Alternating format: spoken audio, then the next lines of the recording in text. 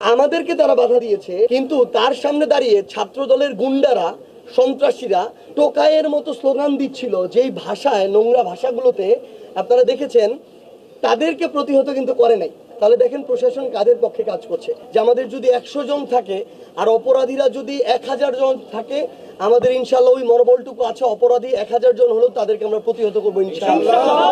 এবং আপনারা দেখেছেন গতকালকে বা তার আগের দিন হয়তো আমরা সংখ্যায় কম থাকি, কিন্তু সেখানে আমরা রক্ত দিয়ে এসেছি, কিন্তু সেই জায়গাটা আমরা ছাড়ি নাই, আমরা আপোষও করি নাই।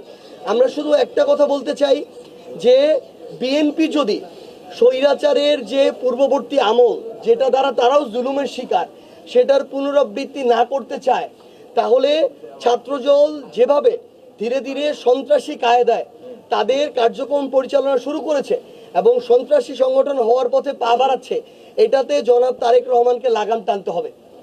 যদি লাগাম না টানতে পারে তাহলে তিনি ঘোষণা দিক যে তিনি তার একটা ছাত্র সংগঠনকে পেটোয়া বাহিনী হিসেবে ব্যবহার করবেন। আমরা মনে করি তিনি যদি বেগম খালেদা জিয়ার ওই কথাটা মনে রাখেন যে ছাত্র দলের ছাত্রদেরকে চাই, কোনো টোকাই সন্ত্রাসীকে চাই না, এই কথাটুকু মনে রাখলেই আমরা মনে করি যে এটা বিএনপির জন্য ভালো, বাকি সবার জন্য ভালো। কিন্তু এটাও আমরা পাশাপাশি বলে রাখি, আমরা আমাদের প্রতিবাদ করতে থাকব।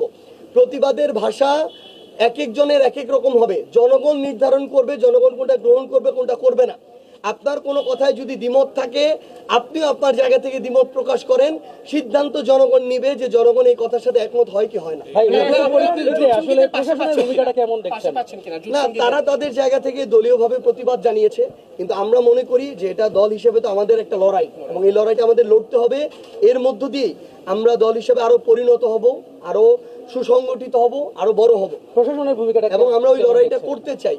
প্রশাসন খুব স্বাভাবিকভাবে, আমরা ওই দিনও দেখেছি এবং গতকালকেও দেখেছেন আপনারা, প্রশাসন ছিল এখানে পক্ষপাতমূলক। প্রথমে একটু নীরব দেখছিলাম, পরে দেখলাম পক্ষপাতমূলক হয়ে গেল। এমপির কথা অনুযায়ী প্রশাসন সিদ্ধান্ত নেয়, সরকারের কথা অনুযায়ী প্রশাসন সিদ্ধান্ত নেয়। আপনারা গতকালকে দেখেছেন যখন সর্বশেষ একটা মামলা দায়েরের জন্য আমার পার্টির আহ্বায়ক এবং দক্ষিণাঞ্চলের মুখ্য সংগঠক হাসনাত আব্দুল্লাহরা একটা পুলিশ ফাঁড়িতে যায়, সেখানে আমাদেরকে, আমরা হয়তো সেখানে 100 জন ছিলাম, আমাদেরকে বাধা দেওয়ার জন্য পুলিশের বিভিন্ন ফোর্সের 500 জন ছিল।